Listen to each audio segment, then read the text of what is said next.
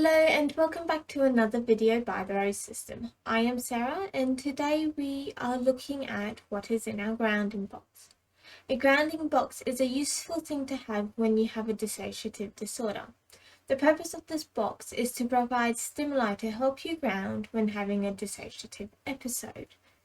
Our grounding box is tailored to us, and what works for us will not be beneficial for another person. We hope that this box will give you an idea of what you may want to include if you decide to set up a box for yourself. This video is unscripted, so I apologize for the continual umming and ahhing that will inevitably occur. Let's get into it.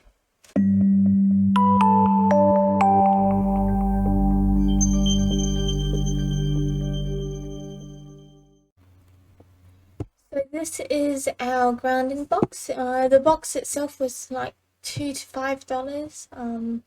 Very cheap. Can get them anywhere. Can use any kind of container for this. And let's have a look inside. Inside we've got a word search book. This one's helpful for our littles as well as myself. It takes a bit of effort to find the word searches, but it's a good way of bringing our eyes back into focus and our eyes working again. Alternatively, we've got a Sudoku book. This one is not one for the littles, this one is for me. It helps bring my brain back online as I am a mathematical person. To go along with those, we have some stationery. We've got a standard pencil, a cat pen, if I can, cat pen, and a highlighter stick. This highlighter stick comes with 5 colours. We also have some hand cream in here. We don't like the sensation of hand cream on us. We don't like the way it makes our hands feel, but it provides a scent that smells like, I can't tell you what it smells like, maybe frangipanis,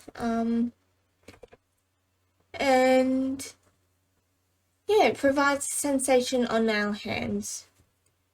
Alternatively, we have body butter. This is another one that we don't enjoy the sensation of it on our hands, but it can be helpful. This one is more helpful in terms of its smell. Speaking about smell, we have these 2 bracelets. Both of these bracelets have volcano rocks on them, which are porous and means you can put essential oils in on them to make them smell. This one has vanilla as its scent, and this one, our one that reminds us to pray, has lavender.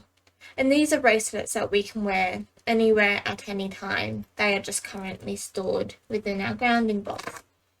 Moving on with more jewellery, we've got this one here. Not sure if you can hear it on the razor mic, I might have to move it closer. It's got bells on it. So yeah, it provides an auditory sensation.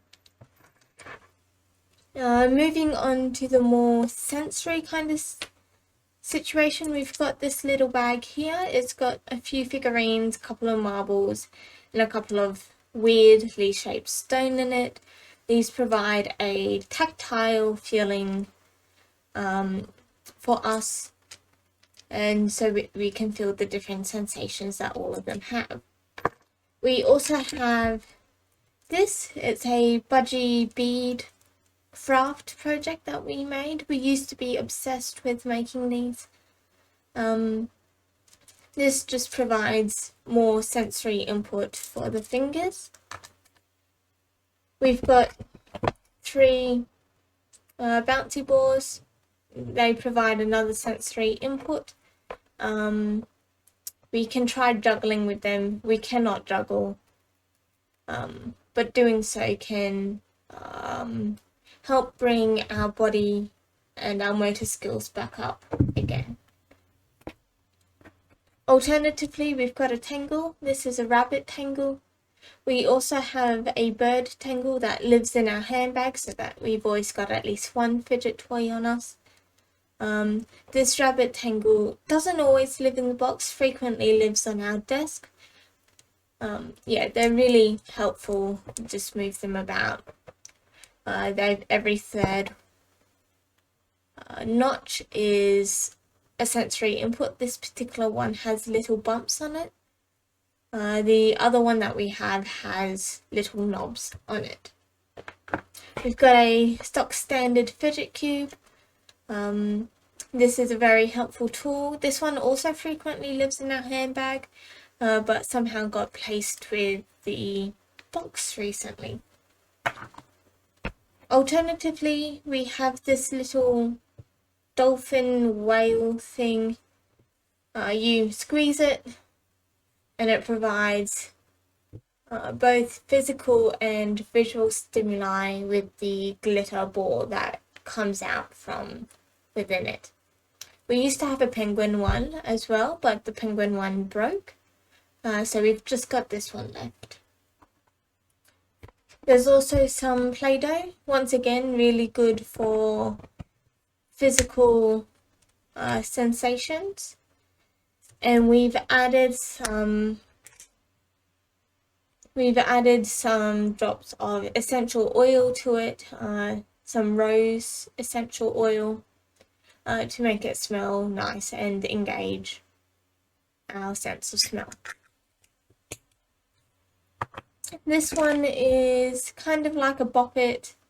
You press the middle and it gives you a pattern and you have to build up the pattern, kind of like Simon Says. I am not going to show you it because it makes a horrendous noise, but it's good for helping the brain to come back online. Next up we have this bad boy. If I can get it out. This is one of those jelly tubes that go flying everywhere. They're really hard to maintain, but they provide quite an interesting sensation. Next up we have Barrel of Monkeys. This is a good game for the littles and helps to re-engage the fine motor senses and provide stimulation.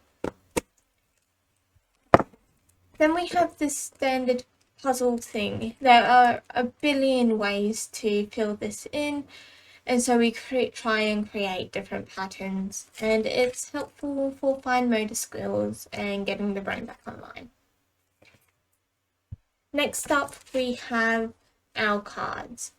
These are cards that help to provide options, to help us make decisions about what we do and don't do. On this particular, we have some things that we need to know to help with flashbacks. The things that when we are scared, we can turn to these cards and they provide comfort by stating the truth. On the back of these ones, we have options. Esri's our cat.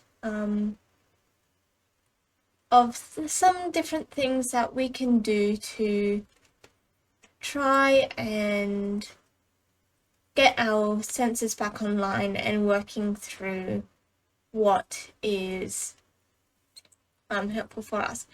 Obviously, maths is not beneficial for all people. They are for me because I have a mathematical mind.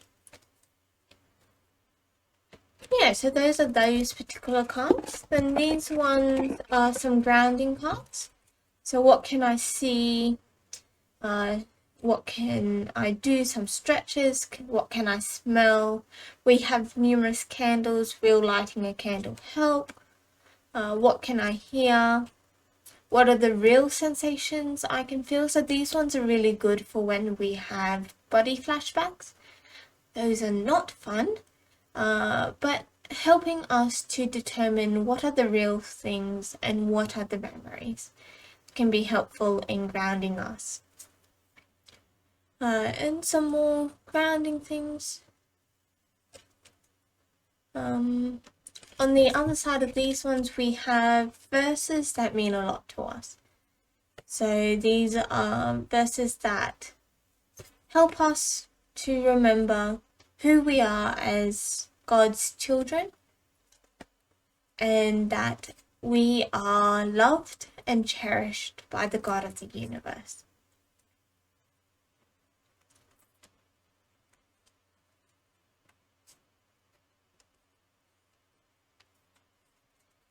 And last thing we have is a part of the Bible. It's got the New Testament and the Psalms and Proverbs.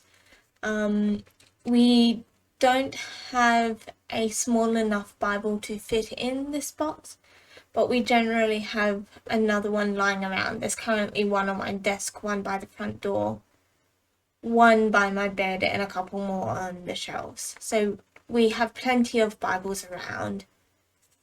But this is good for when we are out and about. We can flick to the Psalms and read Psalms that are helpful for us.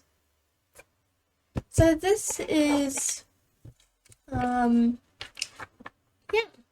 this is our box. We also have grounding tools in other areas around the room, but this is the go-to for when we are having a flashback or a really strong dissociative episode. Yeah, that's our grounding box. Grounding boxes and grounding tools are helpful with other disorders such as autism, anxiety, and ADHD. The setup of these tools are slightly different as each person has individual needs. Thank you for taking the time to have a look at our grounding box. I hope it has given you some ideas of how to set one up for yourself. If these kind of videos are helpful for you, please do consider subscribing. Please know you are loved by the incredible God of the universe, and we'll see you in the next video. Bye!